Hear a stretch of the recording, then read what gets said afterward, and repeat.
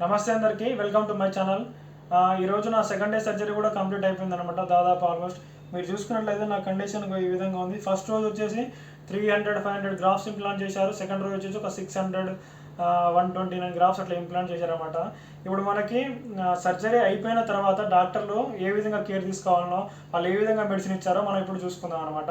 Okay, ఇప్పుడు మెడిసిన్లు ఏ విధంగా ఉన్నాయో, దాంట్లో ఎలా వాడాలో ఇప్పుడు మీకు కంప్లీట్గా ఎక్స్ప్లెయిన్ చేస్తాను. ఓకే, డాక్టర్స్ ఇప్పుడు మా కవర్లో ప్యాక్ చేసి అన్ని మెడిసిన్స్ ఇచ్చారన్నమాట. అవి ఏ విధంగా ఉంటాయో ఇప్పుడు చూద్దాం.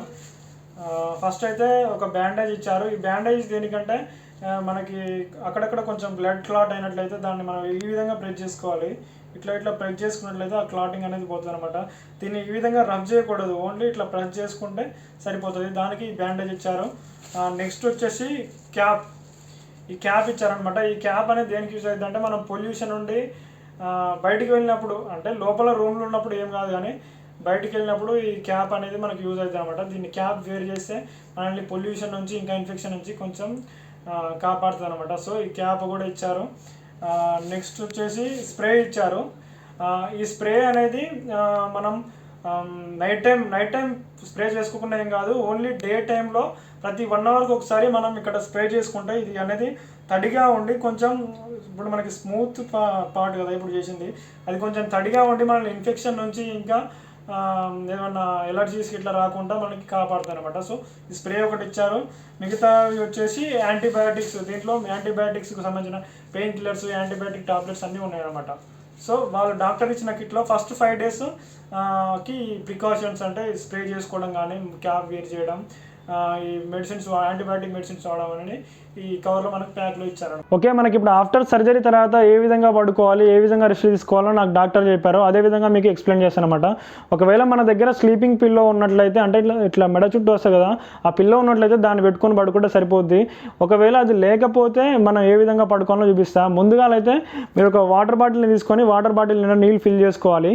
ఫిల్ చేసుకున్న తర్వాత పిల్లో కింద ఈ విధంగా ముందు భాగంలో బాటిల్ ఇలా ఉంచాలి. ఇలా ఉంచినట్లయితే బాటిల్ అనేది ముందు ఉంటుంది, మన హెడ్ అనేది ఇట్లా వెనక వైపుకి పెట్టుకోవచ్చు అనమాట. అప్పుడు మన హెడ్ అనేది నెక్ దగ్గర లాక్ అయ్యి మనం అటు ఇటు జరగకుండా ఉంటుంది అనమాట. సో ఇప్పుడు మీకు ఏ విధంగా పడుకోవాలో నేను చూపిస్తా, చూడండి. ఓకే, ఇప్పుడు నేను ఏ విధంగా పడుకుంటానో మీకు చూపిస్తాను అనమాట. ఈ విధంగా బాటిల్ ముందు దగ్గర ఉంచుకొని, బాటిల్ అనేది మన మెడ దగ్గర ఉండాలి, మన హెడ్ అనేది లోపలికి ఇట్లా లాక్ అయి ఉండాలి. సో అప్పుడు అలా అటు ఇటు కదలకుండా మంచిగా ఫ్రీగా ఉంటుంది అనమాట. ఒకవేళ మనం అటు ఇటు కదిలినట్టయితే మనకి నైట్ మెలకు వస్తుంది అనమాట. సో ఈ విధంగా లాక్ చేసుకొని ఇట్లా పడుకోవచ్చు. ఫస్ట్ 5 to 10 days ఈ విధంగానే పడుకోవాలి.